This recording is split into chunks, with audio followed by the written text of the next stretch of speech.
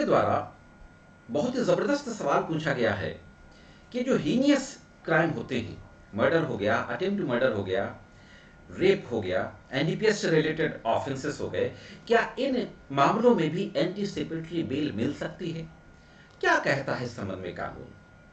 तो आज के इस एपिसोड में इसी से संबंधित बातचीत करेंगे।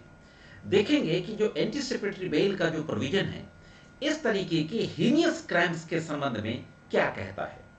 और एक मामला इलाहाबाद हाईकोर्ट गया था दिसंबर 2024 में, इलाहाबाद हाईकोर्ट ने उसमें जजमेंट दे दिया था और इसी तरीके के फैक्ट से रिलेटेड था। तो उस मामले के बारे में बातचीत करेंगे और इलाहाबाद हाईकोर्ट के जजमेंट के बारे में भी देखेंगे।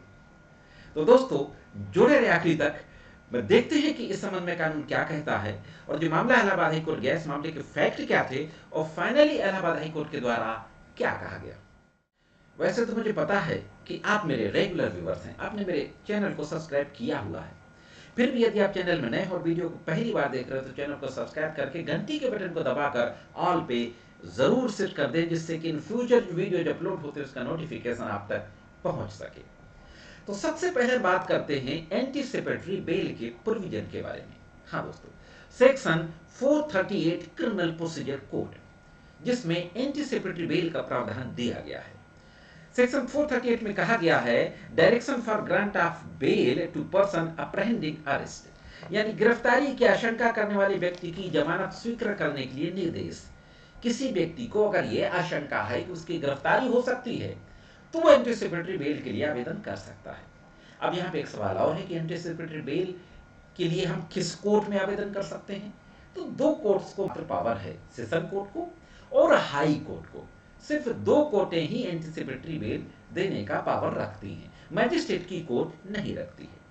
तो ये तो थी धारा 438 सीआरपीसी की। अब आपको पता है जुलाई 2024 से सीआरपीसी के स्थान पर बीएनएसएस आ गया, तो 438 की जगह हो गई है 482 बीएनएसएस की। तो 438 पे पहले बातचीत कर लेते हैं। 438 का सब सेक्शन है 6 और उसकी क्लॉज है B. Subsection 6 clause B 438 CrPC में कहा गया है कि एंटीसिपेटरी बेल कहां कहां पर एप्लीकेबल नहीं होगी। आपको यह भी मैं यहां पर बताता चलूं कि इमरजेंसी के वक्त 1976 में एंटीसिपेटरी बेल का प्रोविजन उत्तर प्रदेश में सस्पेंड कर दिया गया था, लागू नहीं था, जो अभी कुछ साल पहले ही लागू हुआ है। तो 438 का सबसेक्शन 6 का क्लॉज बी ये कहता है कि कहां पे लागू होगी और कहां पे किन अपराधों में लागू नहीं होगी। तो सबसे पहली बात, provision of this section shall not be applicable, इस धारा का जो प्रावधान है लागू नहीं होगा। कहां पर? To the offence arising out of, जो अपराध हैं, कौन कौन से अपराध? In unlawful activities prevention act 1976, UAPA जो कानून है 1967 का, उसके जो अपराध है उसमें एंटीसिपेटरी बेल का प्रोविजन लागू नहीं होगा। Narcotics, drugs and psychotropic substance act 1985, NDPS act के किसी अपराध में लागू नहीं होगा। Uttar Pradesh gangster and anti social activities prevention act 1986, gangster अधिनियम के किसी अपराध में एंटीसिपेटरी बेल का कानून लागू नहीं होता। In the offences in which this sentence can be avoided, जिन अपराधों में मृत्यु की सजा है उन अपराधों में भी एंटीसिपेटरी बेल का प्रावधान लागू नहीं होता। तो सीआरपीसी में ये स्पष्ट रूप से दिया गया है कि इन अपराधों में ये लागू नहीं होगा। अब हम हीनियस क्राइम से रिलेटेड जो अपराध है उनकी बात कर लेते हैं। जैसे मर्डर हो गया, मर्डर में सेंटेंस टू डेथ होता है, यानी मृत्यु की सजा होती है, तो इसमें नहीं एंटीसिपेटरी बेल लागू होगी। 307 अटेम्प्ट टू मर्डर है। अटेम्प्ट टू मर्डर की क्लॉज ऐसी है कि अगर दोष सिद्ध व्यक्ति के द्वारा अटेम्प्ट टू मर्डर का अपराध किया जाता है तो उसमें भी डेथ सेंटेंस है, उसमें भी लागू नहीं होगी। एनडीपीएस एक्ट स्पेसिफिक कहता है एनडीपीएस एक्ट में एप्लीकेबल नहीं होगी, यूएपीए में एप्लीकेबल नहीं होगी, गैंगस्टर में एप्लीकेबल नहीं होगी।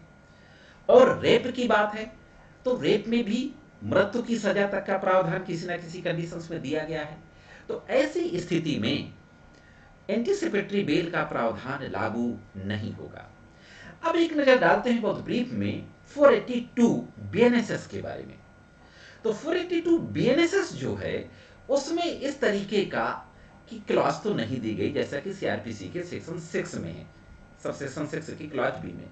लेकिन 482 में सबसेक्शन 4 में कहा गया है कि बीएनएस की धारा 65 से लेके 70 तक जो अपराध है, यानी रेप से रिलेटेड और गैंग रेप से रिलेटेड जो अपराध हैं, वहां पर एंटीसिपेटरी बेल का प्रावधान लागू नहीं होगा। ये बीएनएसएस की धारा 482 के अनुसार है। अब साथियों, जो केस हाईकोर्ट पहुंचा उसके बारे में देख लेते हैं। केस था राम बालक Soni versus state of Uttar Pradesh. इसमें एक एफआईआर होती है 323, 504, 506, 120 बी और दफा 34।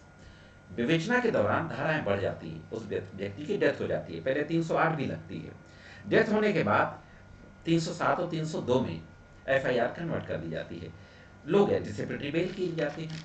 सुप्रीम कोर्ट के दो रूलिंग का हवाला दिया जाता है। एक Prithviraj Chauhan versus union of India 2020 का एक लॉ है, एक Asha Dubey versus state of Madhya Pradesh. इस तरीके के दो केसेस का हवाला देते हुए एंटीसिपेटरी बेल की मांग की जाती है। ऑनरेबल इलाहाबाद हाई कोर्ट के जस्टिस आशुतोष श्रीवास्तव के द्वारा इस मामले की सुनवाई की जा रही थी। क्रिमिनल एंटीसिपेटरी बेल नंबर है 10880/2024। पूरी डिटेल आपकी स्क्रीन पर है।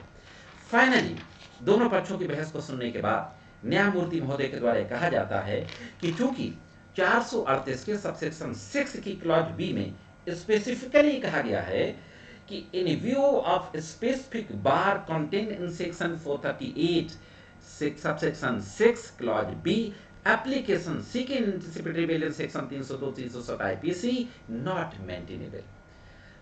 438 की उपधारा 6 की क्लॉज बी के अनुसार 307 और 302 में एंटीसिपेटरी बेल का प्राविधान मेंटेनेबल नहीं है, और यह एप्लीकेशन जो एंटीसिपेटरी बेल की थी इलाहाबाद हाई कोर्ट के द्वारा रिजेक्ट कर दी जाती है। साथियों, तो सिचुएशन बिल्कुल स्पष्ट हो गई, स्थिति बिल्कुल क्लियर है कि इस तरीके के गंभीर अपराध जो स्पेसिफिक कानून हैं जिनका मैंने नाम लिया और जिनमें मृत्यु की सजा है, उनमें सीआरपीसी के तहत एंटीसिपेटरी बेल नहीं मिल सकती दोस्तों। तो साथियों, ये थी एक महत्वपूर्ण जानकारी। कैसी लगी कमेंट्स करके जरूर बताएं। आज के इस एपिसोड में सिर्फ इतना ही। मिलते हैं किसी अन्य एपिसोड में कानून की कुछ अन्य जानकारियों के साथ। तब तक महत्वपूर्ण कानूनी जानकारियों के लिए देखते रहें लीगल एंड सोशल अवेयरनेस।